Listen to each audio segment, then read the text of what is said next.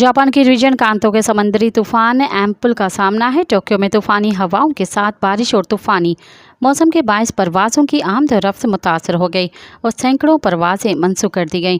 समंदरी तूफान और मौसम की खराबी के बायस परवाज़ें मनसूख होने के बाद 1 लाख से ज़ायद मुसाफिर मुतासर होने का खदशा ज़ाहिर किया गया है।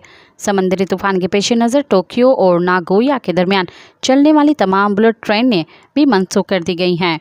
जापानी हुकूमत ने मुतासरा इलाकों से तकरीबन 19,000 रिहायशियों के इनखला के अहकाम जारी कर दिए हैं। जापान में समंदरी तूफान के बायस 2,000 घरों को बिजली की बंदिश का भी सामना है। जापान के मौसमियाती एजेंसी ने तूफान एम्पल को ज़्यादा ताकतवर तूफान का दर्जा दिया है। मज़ीद ख़बरनि ऐं तफ़सीलात लाइ विज़िट कयो असांजी वेबसाइट www.awamiNewsHD.com ऐं ॾिसंदा रहो अवामी न्यूज़ HD।